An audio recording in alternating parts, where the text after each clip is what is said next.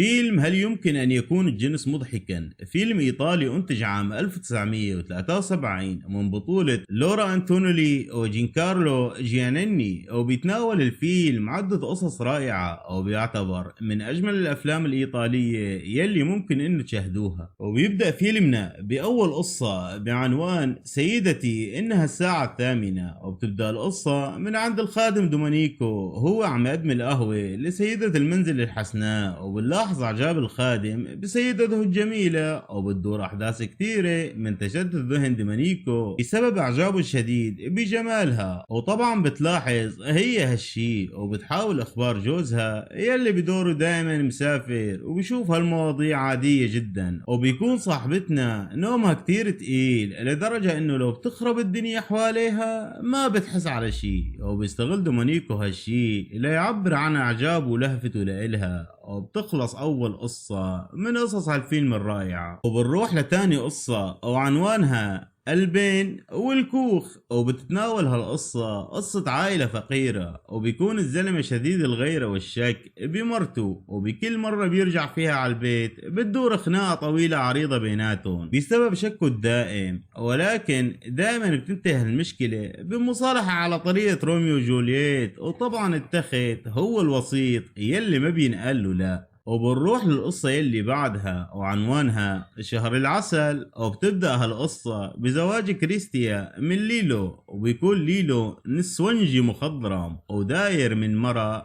لمرة، وبتكون كريستيا هي الأجمل والآراء بين نسوان المدينة. وبيروحوا لشهر العسل، وبيكون ليو متحمس كتير ومانو قدران ينطر، وبيشتغل الحماس يلي جواته بالقطار وبالمركب، وأخيرا بيوصل الفندق وبيكون عنتر زمانه كالوحش الكاسر. بس بتنصدم كريستيا او بينصدم هو او نحن كمان انه شغلته بتطلع فاضي، ومحاولة ورا محاولة وما في امل اتجوزت وهجرت. المهم وبيرجعوا على المدينة والناس كلها عم تسأل وتتساءل، بس بتلاقي الحل كريستيا، وبتسأل ليلو اذا كان عنده تجارب سابقة، وبيقلها مرتين، مرة بشاحنة ومرة بمركب. وهون بتعرف انه ليلو ما بتزبط اموره الا بمكان متحرك، وبتاخده اخر الليل وبتنزل فيه على المصعد، وفعلا بتتم العملية بنجاح مطلق. والى القصة الرابعة وبتكون بعنوان لم يفت الاوان، وبتبدأ قصتنا بمدير الشركة انريكو، وهو عم يحكي مع امرأة عجوز وبيتغزل فيها وبيحاول التقرب منها، وبيكون متجوز من امرأة شابة بغاية الجمال والأنوثة. ولكن بنعرف انه انريكو بيهوى النسوان الكبار بالعمر، وبتدور عدة احداث شيقة ومضحكة من محاولات التقرب من هالمرأة، وبالرغم من وجود زوجته الفاتنة وفعلا بينجح بالوصول لإلها ويقنعها بإقامة علاقة معه. بس انريكو ما بيكتفي فيها، وبعد مرور وقت قصير بتكتشف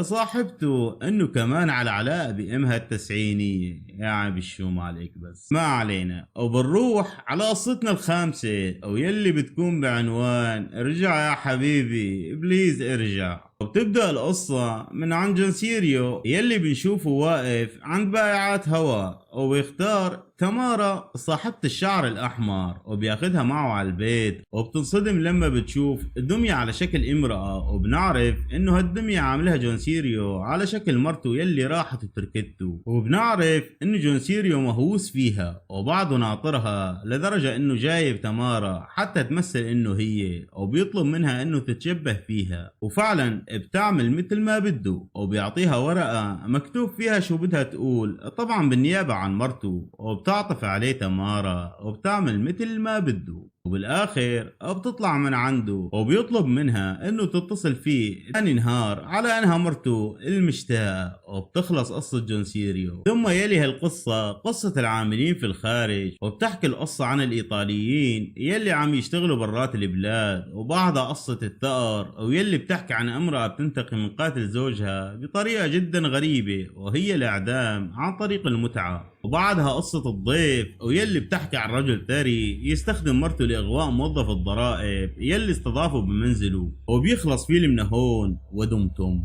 سالمين.